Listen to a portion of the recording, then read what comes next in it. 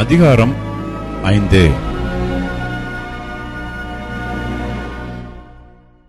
அன்றியும் உள்ளும் புறம்பும் எழுதப்பட்டு 7 முத்திரைகளால் முத்திரிக்கப்பட்டிருந்த ஒரு புஸ்தகத்தை சிங்காசனத்தின் மேல் வீற்றிருக்கிறவருடைய வலது கரத்திலே கண்டேன்.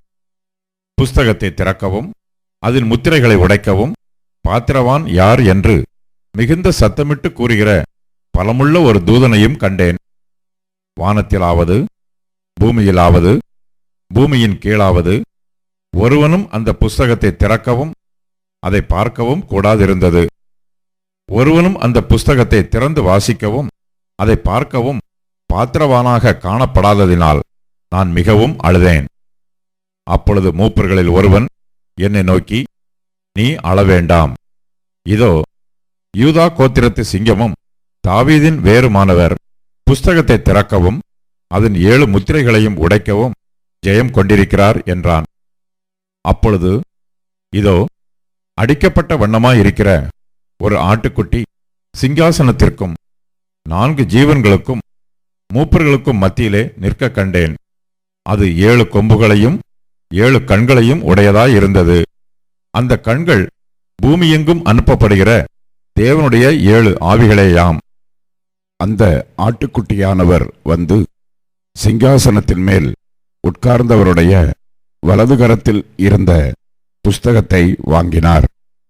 அந்த புஸ்தகத்தை அவர் வாங்கினபோது அந்த 4 ஜீவன்களும் 24 மூப்பர்களும் தங்கள் தங்கள் சுரமண்டலங்களையும் பரிசுத்தவான்களுடைய ஜபங்களாகிய தூப வர்க்கத்தால் நிறைந்த பொற்கலசங்களையும் பிடித்துக்கொண்டு ஆட்டுக்குட்டியானவருக்கு முன்பாக வணக்கமாய் விழுந்து, தேவரீர், புஸ்தகத்தை வாங்கவும் அதில் முத்திரைகளை உடைக்கவும் பாத்திரராயிருக்கிறீர்.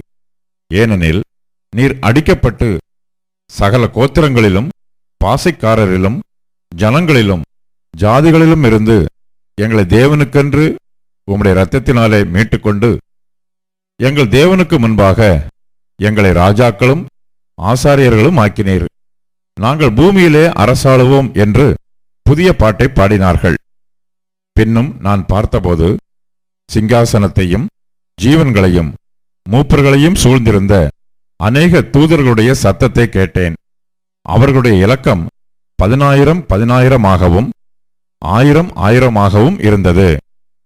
அவர்களும் மகா சத்தமிட்டு, அடிக்கப்பட்ட ஆட்டுக்குட்டியானவர் வல்லமையையும் ஐஸ்வர்யத்தையும் ஞானத்தையும் பலத்தையும் கனத்தையும் மகிமையையும் ஸ்தோத்திரத்தையும் பெற்றுக்கொள்ள பாத்திரராயிருக்கிறார் என்று சொன்னார்கள்.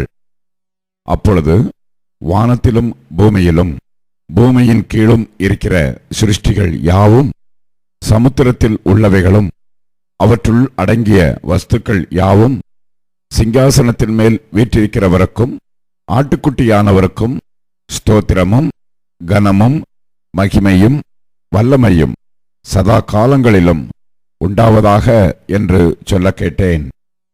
அதற்கு 4 ஜீவன்களும் ஆமென் என்று சொல்லின. 24 மூப்பர்களும் வணக்கமாய் விழுந்து சதா காலங்களிலும் உயிரோடு இருக்கிறவரை தொழுது கொண்டார்கள்.